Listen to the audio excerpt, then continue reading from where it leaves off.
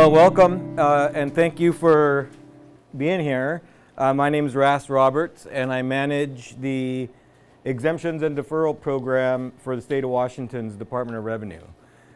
We handle all exempt property in the state is under our purview. With me, Laura Osborne is our Exemption and Deferral Specialist. And also from the Skagit County Assessor's Office, Annette DeVoe. So we have some local representation too, not just the mean old tax people from Olympia. All right. So what we're going to talk about today are property tax relief programs for individuals. So there are four property tax relief programs for individuals, and they are the Senior Citizen and Persons with Disabilities Exemption Program, Senior Citizen and Persons with Disabilities Deferral Program, the Limited Income Deferral Program, and lastly, the Grant Assistance Program for widows or widowers of 100% disabled veterans. Okay, so someone I heard spilling all my trade secrets earlier as people were coming in, but for the programs, there's three areas of qualification. There's age or disability as the first kind of set of qualifications. The next is ownership and occupancy of your home. And the last is the combined disposable income. Everybody's favorite topic. Not really. Okay, so the first topic we're going to talk about are the age or disability requirements. Okay, so for the senior citizen and disabled persons or persons with disabilities exemption, you have to be 61 by December 31st of the application year. So if you were going to get property tax relief for 2024, you would need to be 61 by December 31st of last year, 2023, to get tax relief in 2024. Okay? For the senior citizen and persons with disabilities deferral, that number is 60 years old. For the limited income deferral, there's no age limit. If you're 18 and older and own a home, you could qualify for the limited income deferral. The widower grant program, 60 years old is the requirement. Do you want us to hold our questions for a while? Well, I'll tell you what, let me get through this slide right here and then you can ask me questions about that. And then there's one other category, and that is if the senior in either the exemption or deferral program, for both programs, the exemption and the deferral program, if the applicant passes away and the surviving spouse or domestic partner is 57 or older, that's also an age qualification, okay? So those are all the age criteria for the programs. And also this information is contained in each one of the brochures for the different programs, specifically say the age limit, ownership, occupancy, all the things I'll be talking about through the slideshow are in the brochures. And we have some right up here. Thank you. Okay, so let's talk about disability. So if someone is less than 61 and wants the senior exemption, and they are retired from gainful employment by reason of disability, then they would qualify as well. And there's a definition, and it's has the same meaning as provided in Title 42 United States Code about Social Security. So the rules for if you have Social Security disability and you're retired from gainful employment, but you can earn so much money, all the rules around that are the same rules we use to determine if someone is retired due to from gainful employment due to reason of disability. So we use the same criteria as the Social Security Administration uses when they use those same criteria. For the exemption program only, not for the deferral programs, disabled veterans who are 80% or more disabled veteran, service connected, or a veteran who is 100% unemployable and their service connection rating may be 40 or 50%, something less than 80, but because they are unemployable, the Veterans Affairs will pay them and compensate them at the full 100% rate when their service-connected condition causes the disability. Yeah. So if I have a condition for my foot that causes me not to be able to work any longer, and I'm only 30%, the VA could determine that I'm unemployable and I would get the 100% rate. Both of those categories qualify. Okay? Sir, you had questions about the age or disability? Just that my understanding is you have age, you have disability, and you have income level type thing. But income trumps all of them, doesn't it? If you make too much money, regardless of how disabled you are, Yeah. you don't qualify, do you? Well, I would say that they all trump each other. If you're under the income limit but you don't have the right age or disability, you can't have the program either. If you have the right income and you're the right age but you don't own your home outright, you probably won't make it in the program. So each criteria is equally weighted as the other. That you have to meet all three criteria the same. I have a list here, you're probably familiar with, it's called the income threshold list for the Yeah. counties, for all the state, for the whole. We have some of it we're gonna show it in a minute. Okay. If I lived 30 miles south or 30 miles north, I probably wouldn't be here because the income level. And I can guarantee you there's a huge difference between Skagit County and Whatcom County, and Skagit County and Snohomish County. And I can guarantee you it's not $5,000 a year cheaper to live here than it is 30 miles north type thing. Yeah. Is this something that your department ginned up and sent to the legislature, or did the legislature create this? The legislature creates all tax laws and policy. This is not a tax, this is So a level of income. that's an explanation of the law that the legislature created. So in other words, the department we created that form, but we created it based This on. came out of your department then? That is correct. Then why are we being penalized here in Skagit County as opposed to the one north of us and the one south of us have higher levels of income? Yeah, but so let me clarify. We produced that document, but we didn't create the policy that led to it. So I can't answer your question in terms of, well, I can answer it this way. And the legislature decided that each county's median income would be the driving factor for income thresholds. If you remember, just a few short years ago, the income limit was $40,000 across the state for every county. And the legislature, I think everyone realized that wasn't fair because $40,000 in Adams County is a lot different than $40,000 in King County. And the legislature made a decision, I think a good decision, to make it county by county, dependent on the median income. And those numbers don't come from the department, nor do they come from the legislature. The median income comes from whoever calculates the median income for each county. Some nefarious individual created these things and who's not elected and can't be unelected and lives in King County. Yeah. can't be thrown out, huh? Could be. Go ahead, Annette. Raz, can I put some input on Yes, that? please. Those numbers are coming from Washington State's Office of Financial Management. There we go. They do a lot of the analytics for the state, and they are tasked with coming up with that median income number for the individual counties.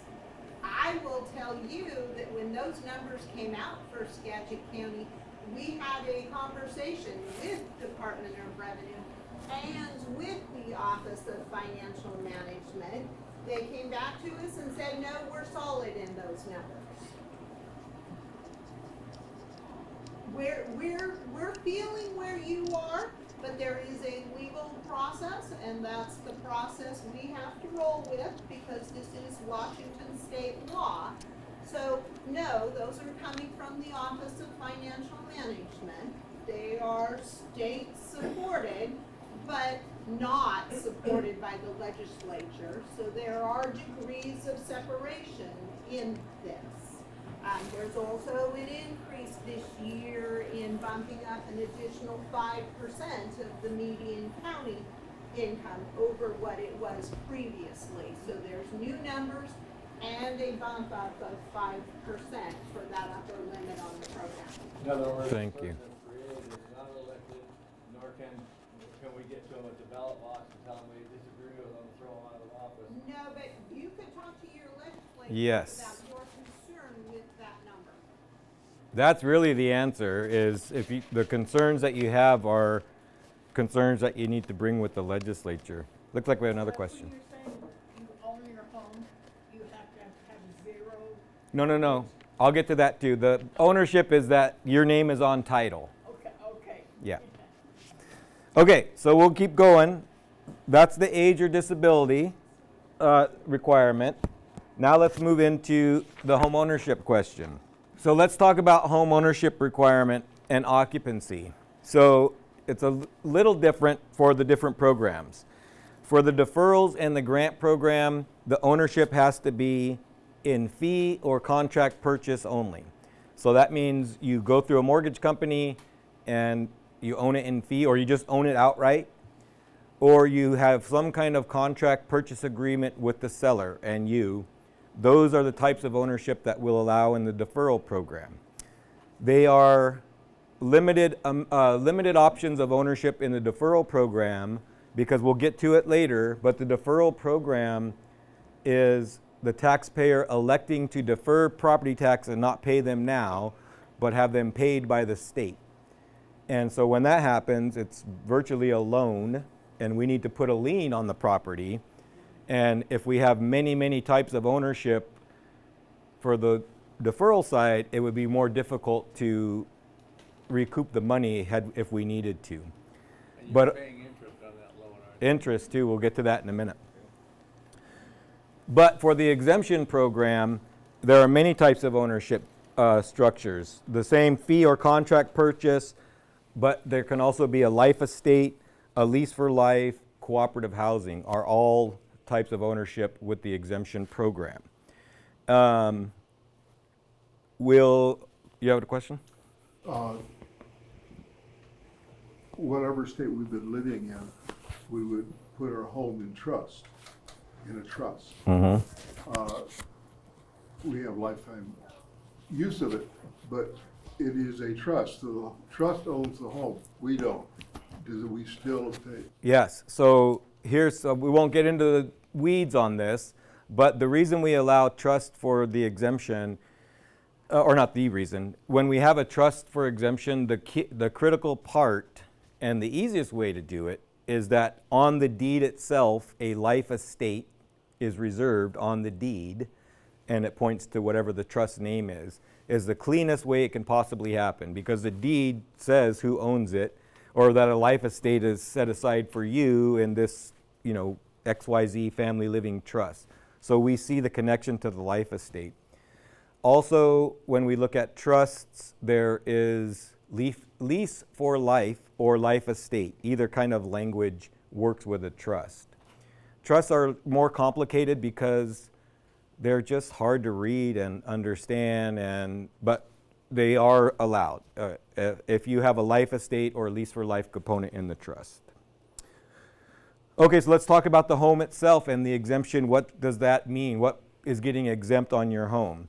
So the exemption is for the home itself and up to 1 acre, except that where certain areas of the county may be zoned to require larger parcel sizes, 5 acres, 10 acres, 100 acres, the exemption can go up to 5 acres.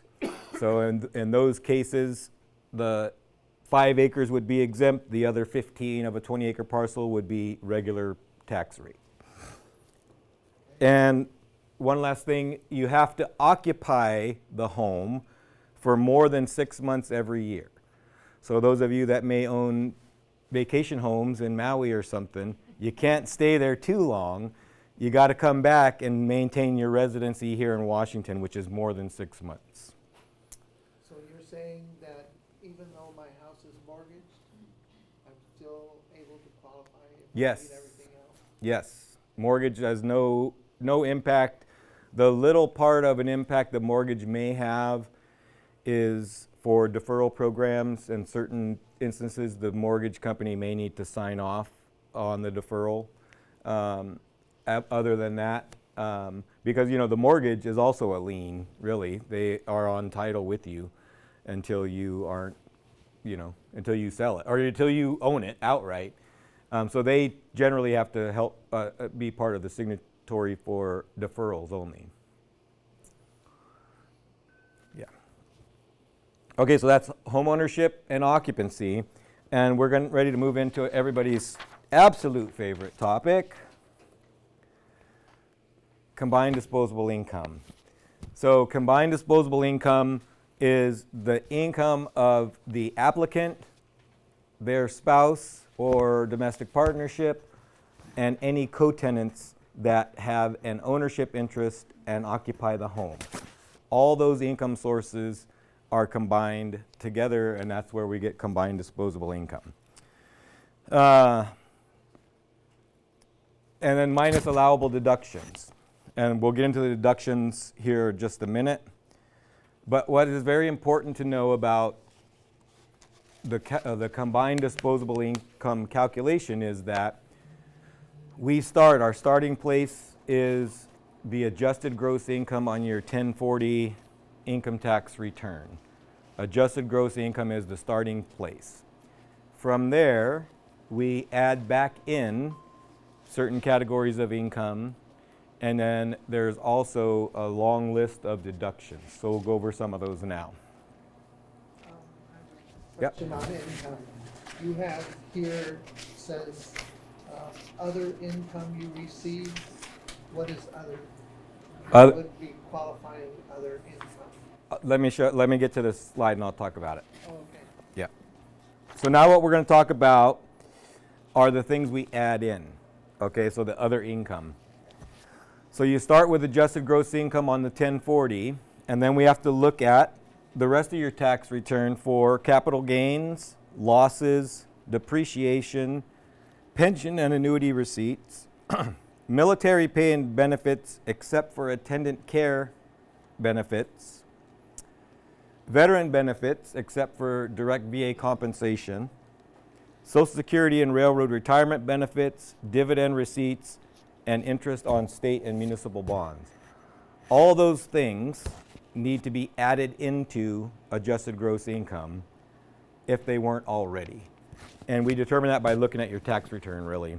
And it tells you how much income was listed for losses or depreciation and how much you actually claimed. So those are all the things we look at to add into adjusted gross income. Yes? When you mentioned the attendant care benefits, can you just briefly describe that, or will you talk about that later? No, I don't have plans to talk about it later, so let's cover it now. So I am retired from the Army, 23 and a half years, and I'm also a disabled veteran. Oh, not me. And I'm also a disabled veteran. So my pay from that is I receive retirement pay from the Army, and I receive veterans pay from the Veterans Affairs. My retirement pay would count towards adjusted gross income and my combined disposable income. My VA compensation would not. Attendant care payments are if I'm at an old soldier's home or have some other kind of care that's being paid for through the military system of that kind of process. Those are the payments that would count, those attendant care. So paying out of pocket for attendant care in the home has nothing to do with this? Right. That wouldn't count against CDI, but my actual retired pay would. Okay. Okay, so those are all the things that need to be added back in to the AGI. And these are the things that you can deduct. Okay, so amounts paid by the applicant, their spouse or domestic partner for certain out-of-pocket costs. Those are prescription drug costs, and I believe I don't know what the total limit is, but there's an automatic $500 allowance for prescription drug costs. Medicare insurance premiums. Nursing home, boarding homes, assisted living facility, or adult family homes. If you're paying premiums for that, you could deduct those. Wait a minute, did you say you can deduct the Medicare payments? Did I misunderstand? Yeah, the premiums, Medicare insurance premiums can be deducted. So that's what. Yes. Did you say $500 was automatic? You get a $500 prescription drug allowance for deductions. Thank you. Deduct the advantage, Yep. and also. We're getting ready to get there.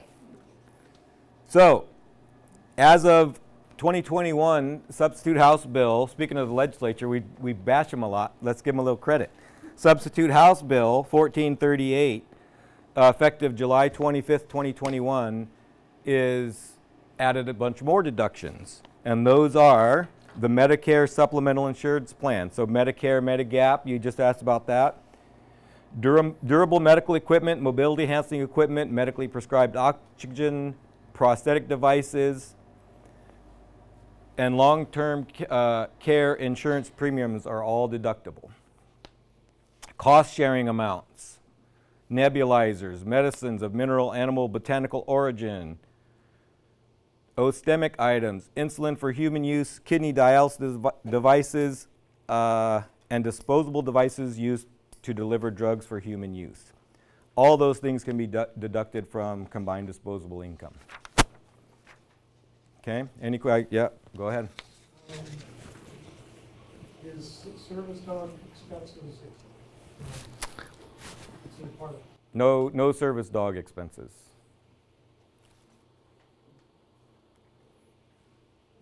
Okay, oh, I have a question on the income. yep. So is the exemption done year to year? Do you have to apply each year? Yeah, so I was going to get to that later, but I'll go with that now.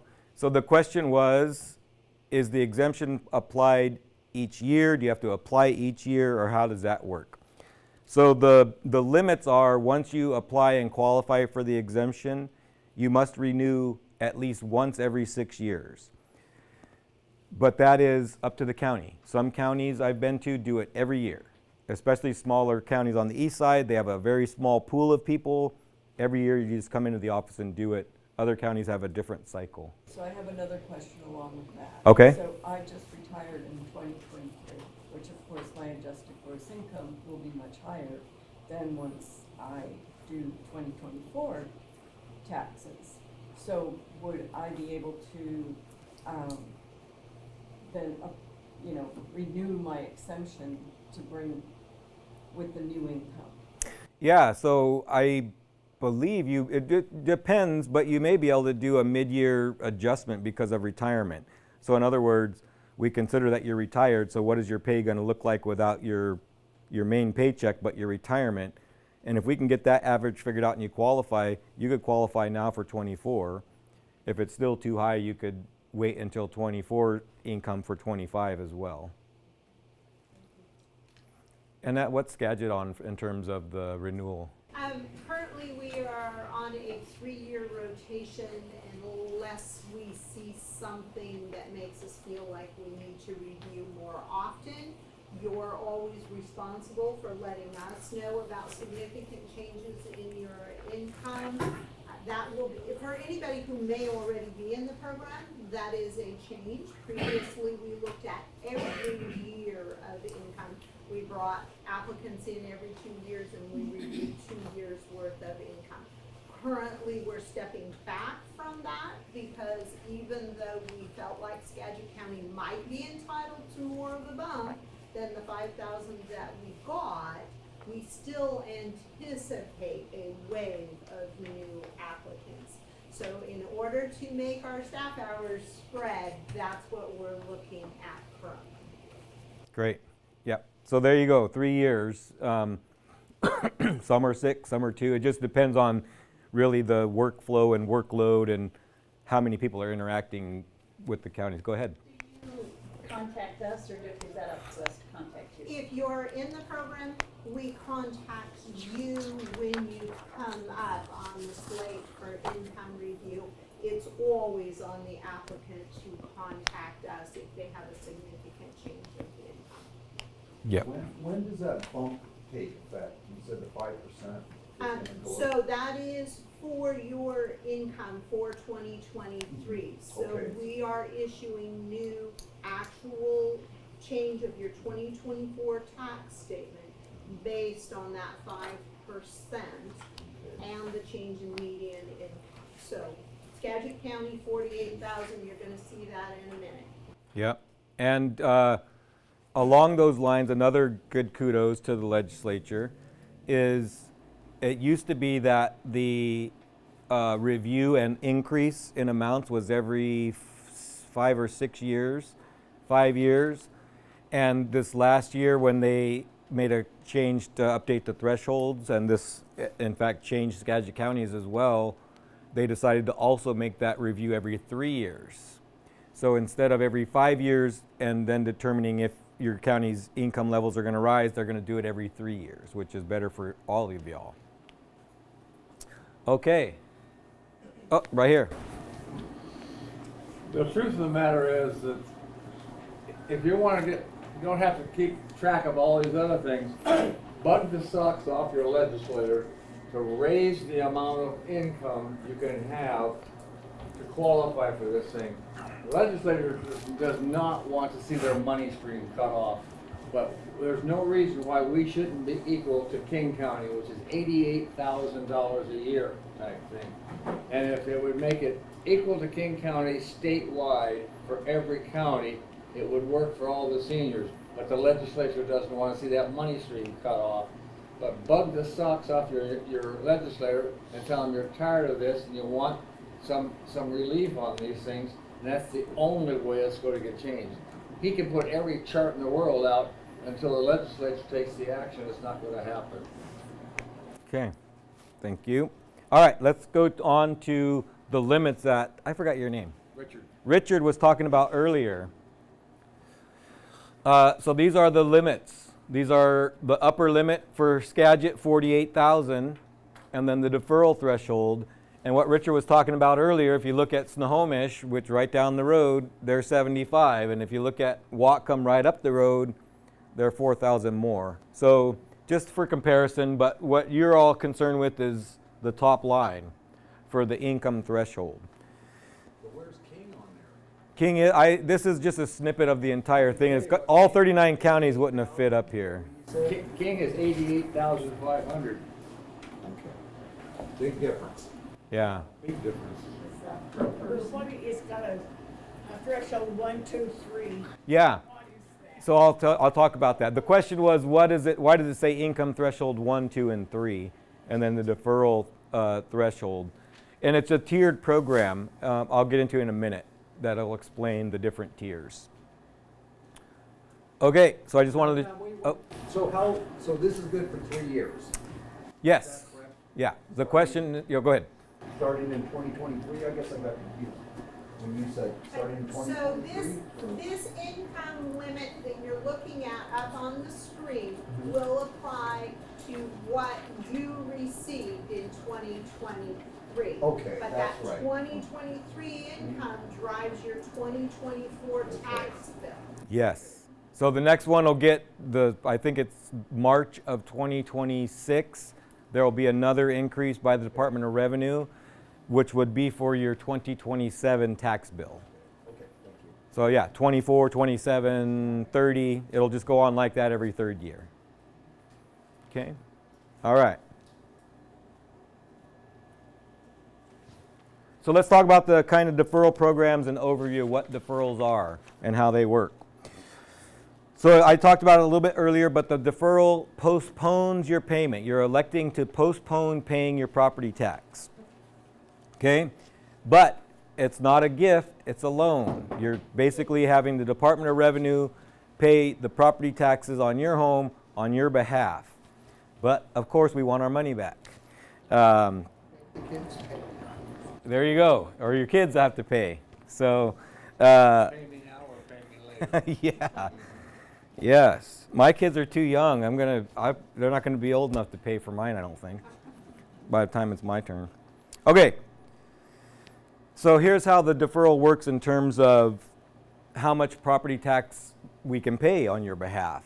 It's an equity system, and the equity, talking about the value equity of your home. So if you have casualty insurance on your home structure, and you list the Department of Revenue as the lost payee, then we can defer 80% of your home's home and land value together. That's the amount. So if that calculation were $300,000 worth of equity, we could go up to $300,000 worth of tax. Every time we put a deferral on, that deferral of tax counts against the equity. So eventually you would run out, but it's really dependent on the value of your house and property together, how much you can defer or how long. What's the current interest rate on that loan? We're getting there. It's 5%. Just real quick, when you talk about that formulary, does that include a larger parcel if it's related to the house, or only the 1 acre versus the 5 Yep. acre? Only the Okay. Only the part that we're deferring has to be, the value of the land and improvement has to have enough equity that should we need to foreclose, we would be able to get our money back in a sale, is why it is that way. Why would someone defer paying? So the question is, why would someone defer tax instead of just doing the exemption and getting a lower tax bill?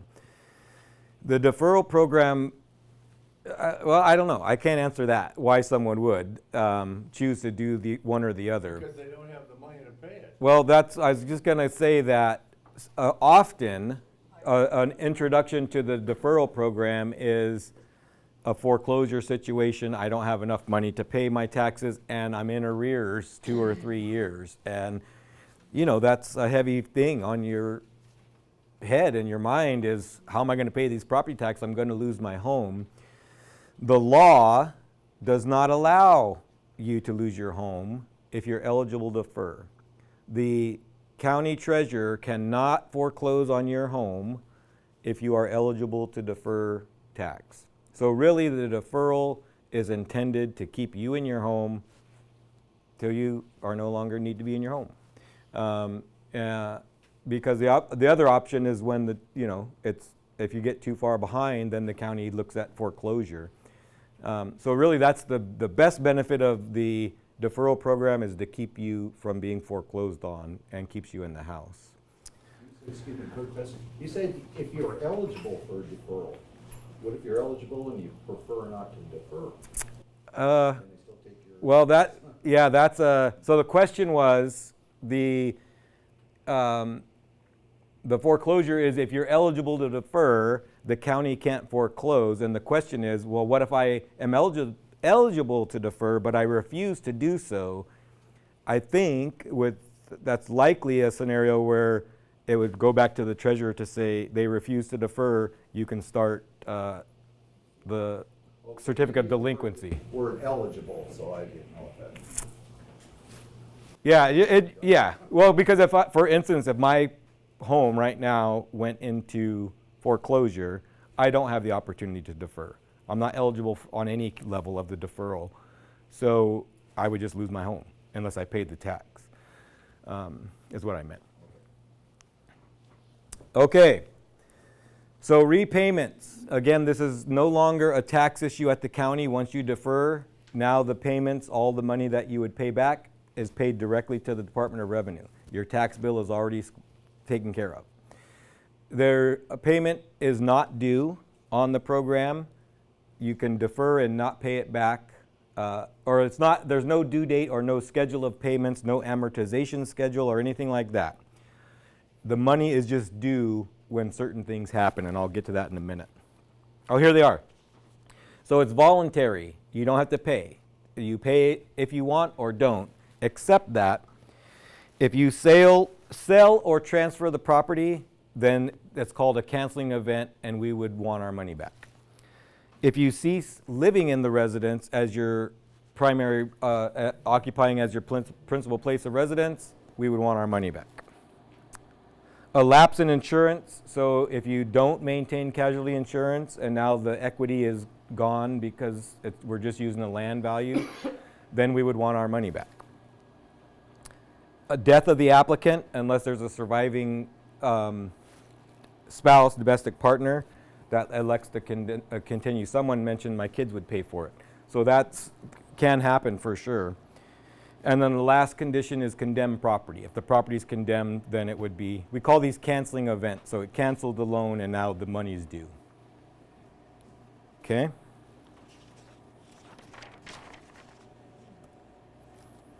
So there are, we talked earlier about two types of deferrals, limited income and the deferral for seniors and persons with disabilities.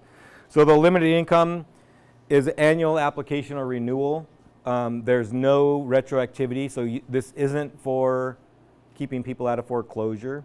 You have to have paid your first property tax bill in April, and you can defer the second property tax bill in October. That's how the limited income deferral works, basically. You had to have owned your home for 5 years before you enter into the limited income deferral.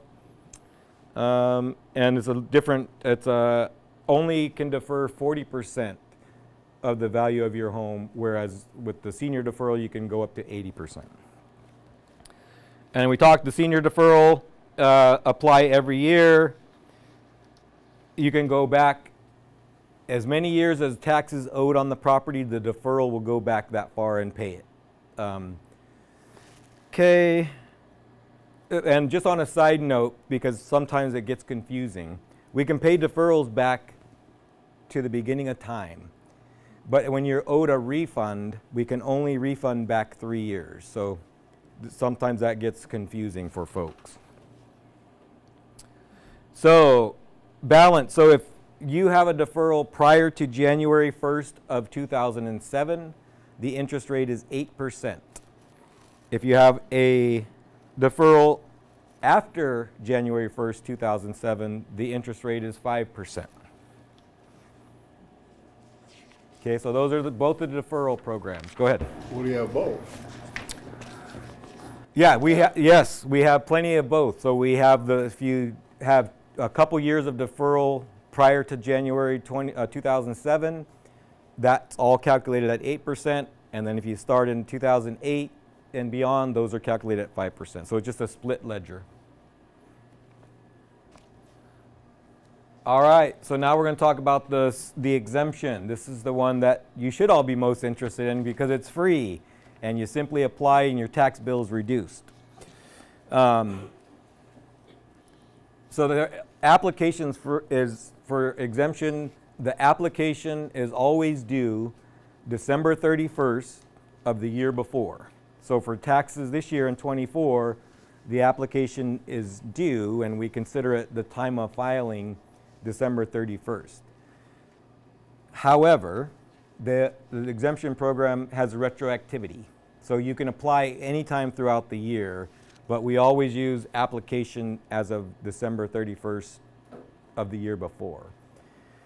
And that really is about the assessment year, income year versus the tax year, a net. Skagit County is what we call late application county. We take your application when you have your income documents for that year. So we're taking your application in the year you're actually going to be paying the taxes. It's just a fluky way that the law is written, practical application. You can't tell me what your income is until you've gotten to the end of the year.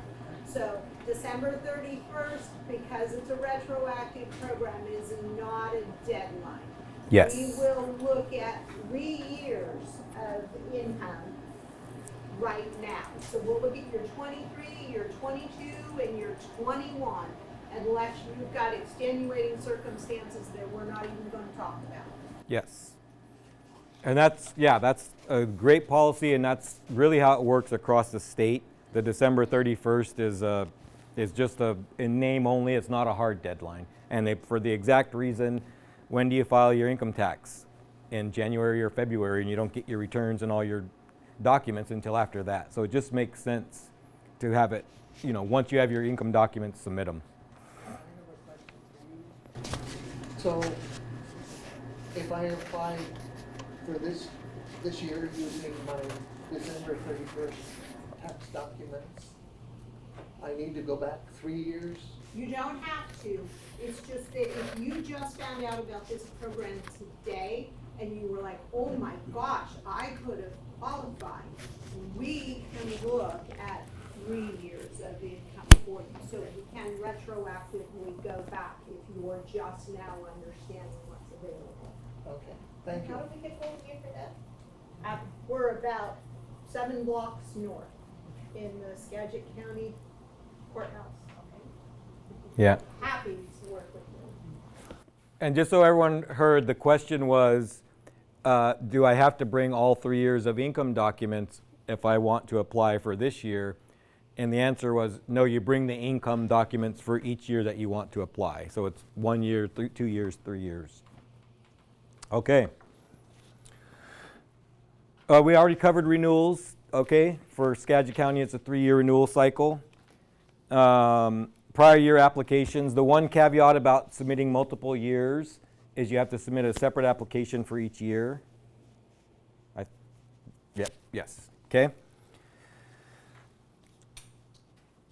The taxable, so there's another good thing. Your taxable value, once you're in the program, the taxable value of your home is frozen.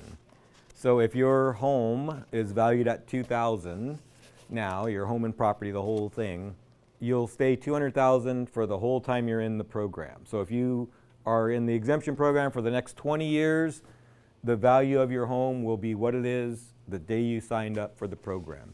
And it will stay that way. And that is intentional, and it's so that you have a predictable property tax bill on a fixed income is really what it's about. Go ahead. So the county assayer gets it in the net, because he's not allowed to increase the value of your home.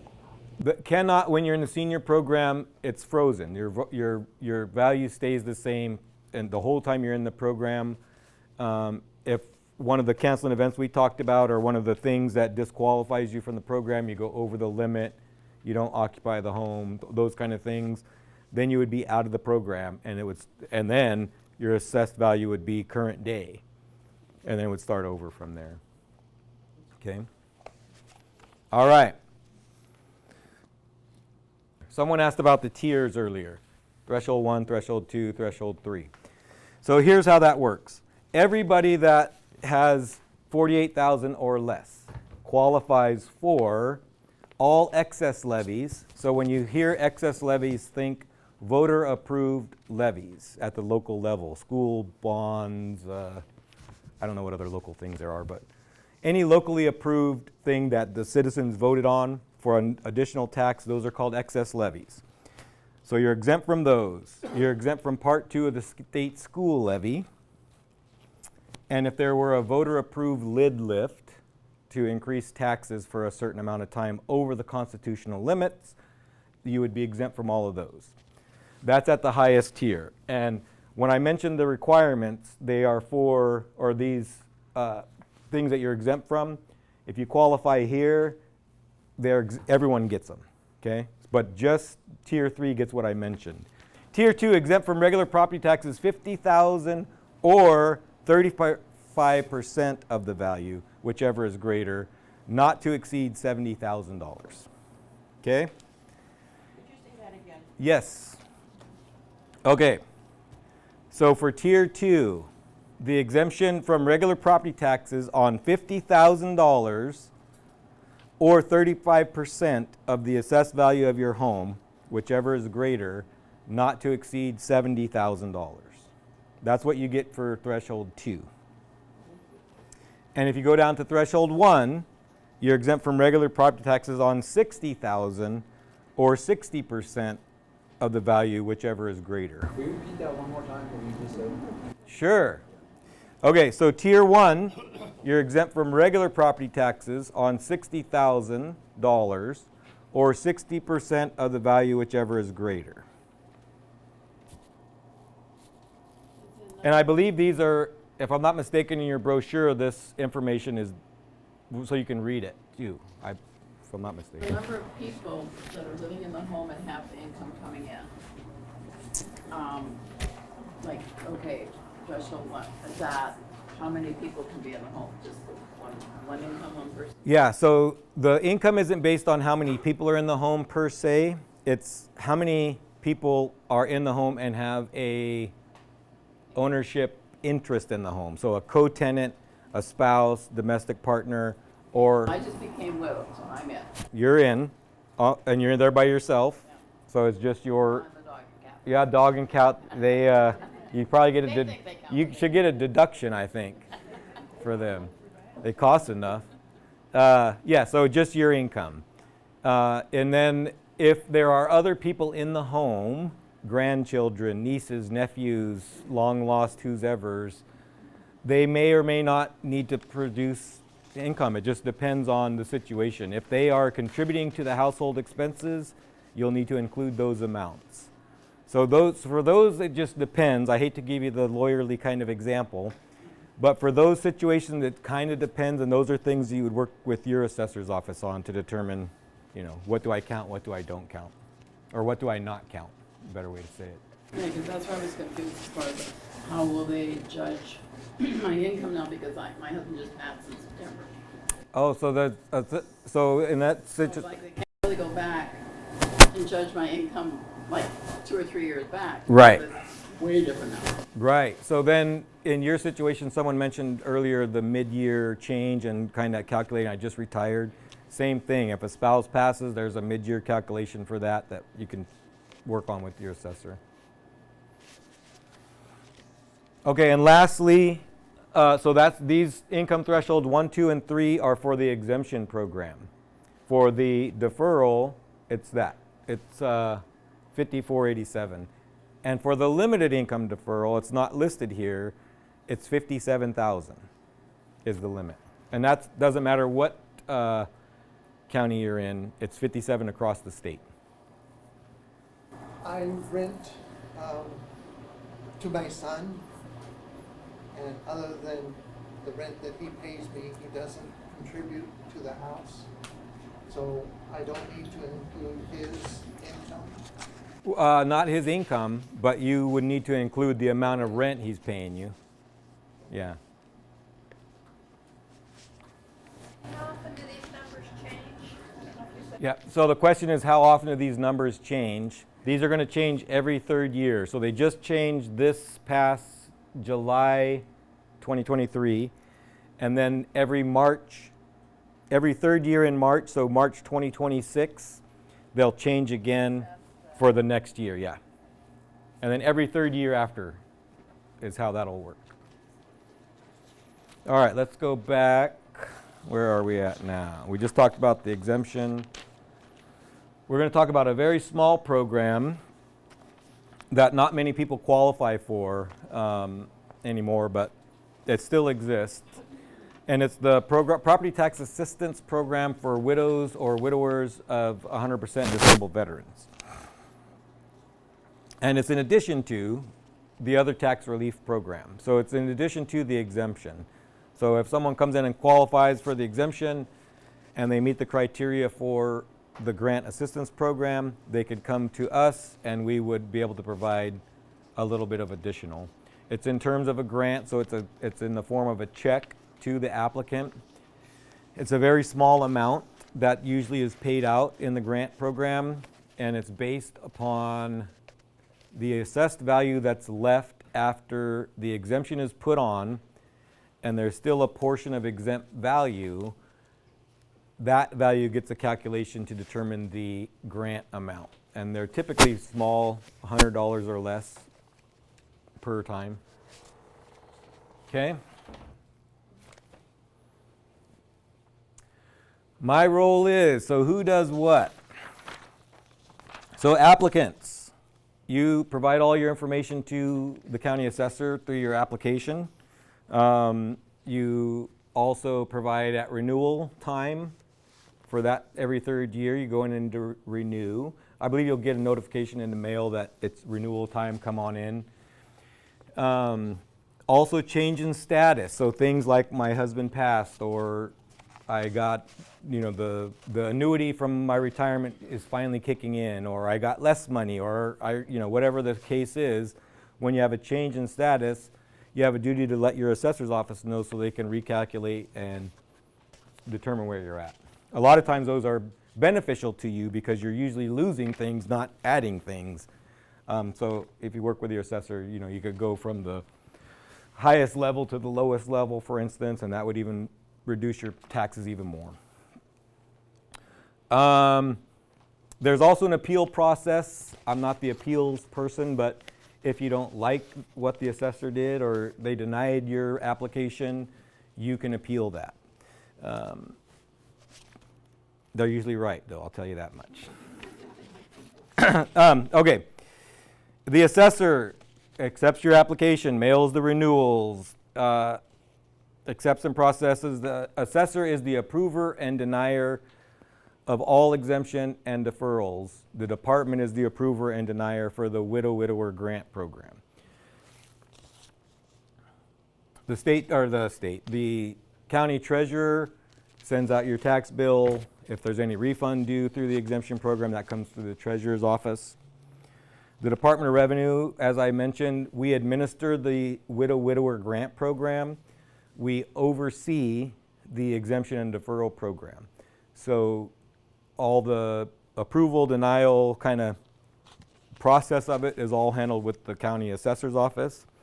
Our role with the deferral program is to pay the tax on your behalf and then to keep track of the lien and the balance due.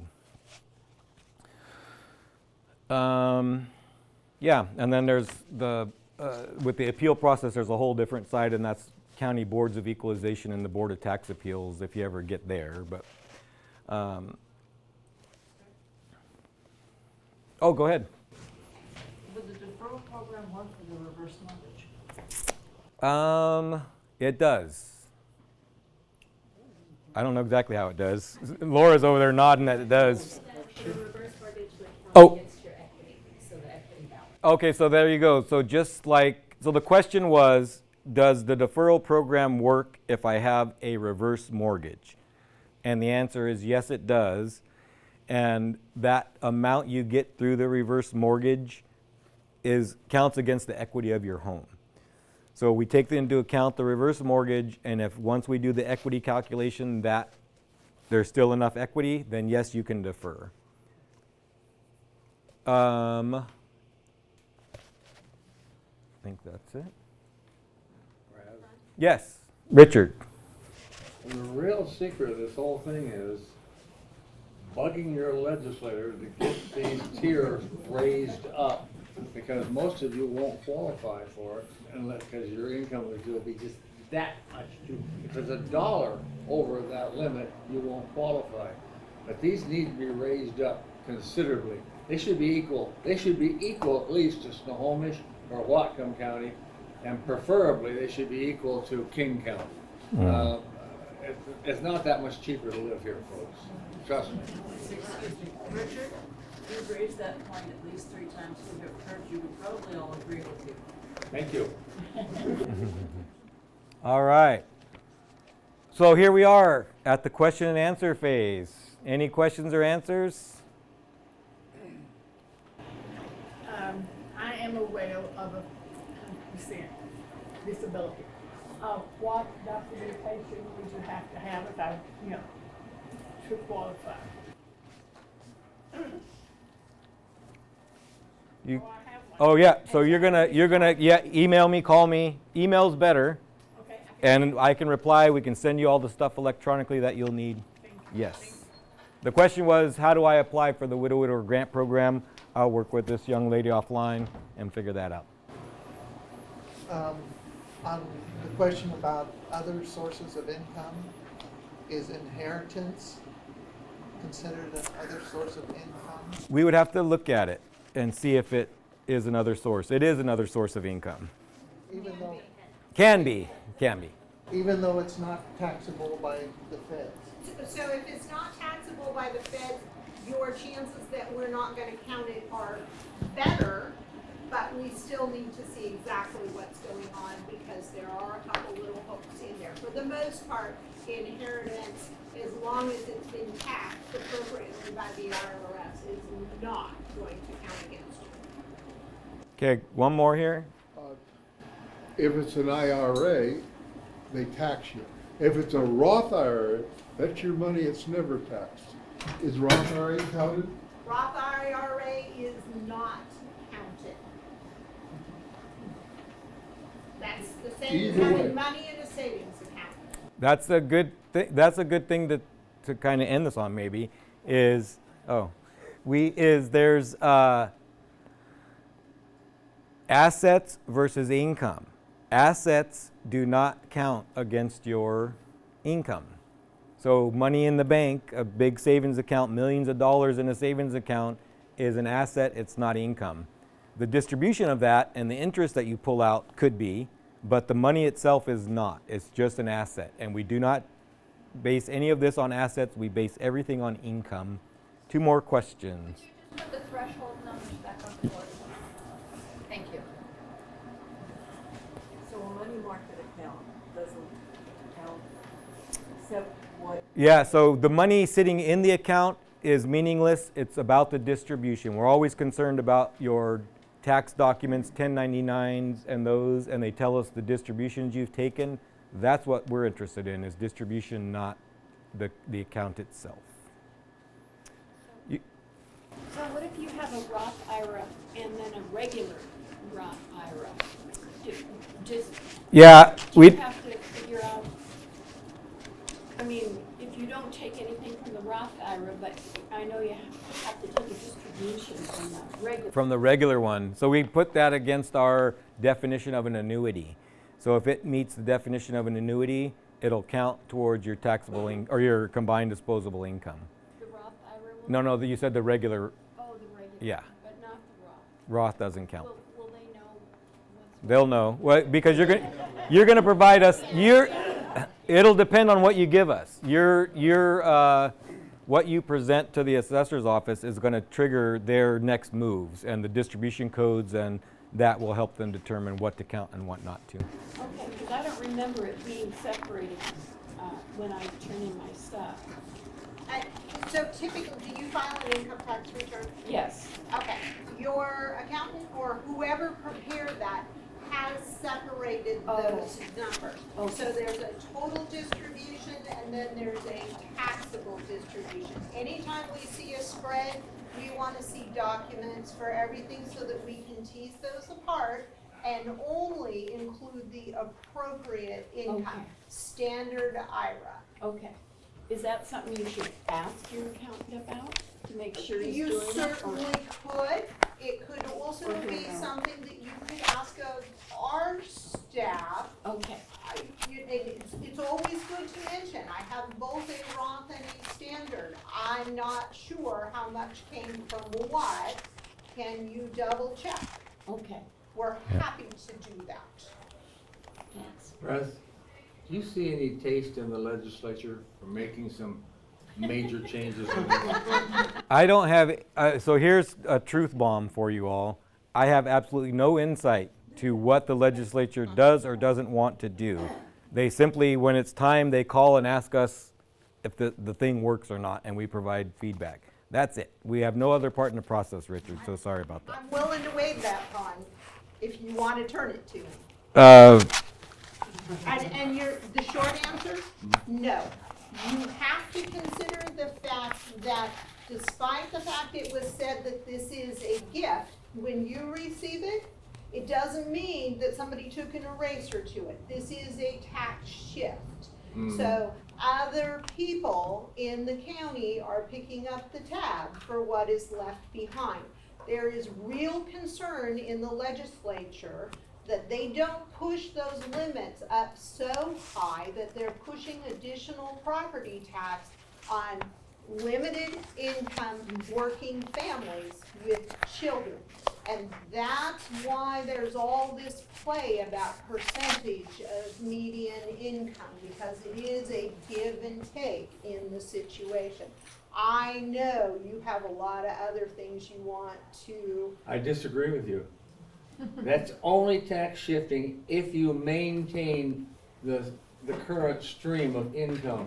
If you're willing to satisfy for a lesser stream, it's not tax shifting. Besides, the government shifts taxes all the time. It's still going to shift. There's an amount that goes to a tax district, and it is simply divided by the assessed value after this stuff is processed. It does produce a shift.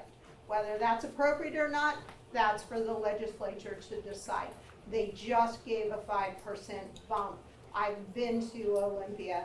I haven't heard much of any support for bringing these numbers up much higher anytime soon. Okay, folks, we have reached our limit. I can hang around and answer questions out at the end, but we're going to end the formal portion of this now. And I really appreciate you all having us here and being such a great audience. So give yourself a hand.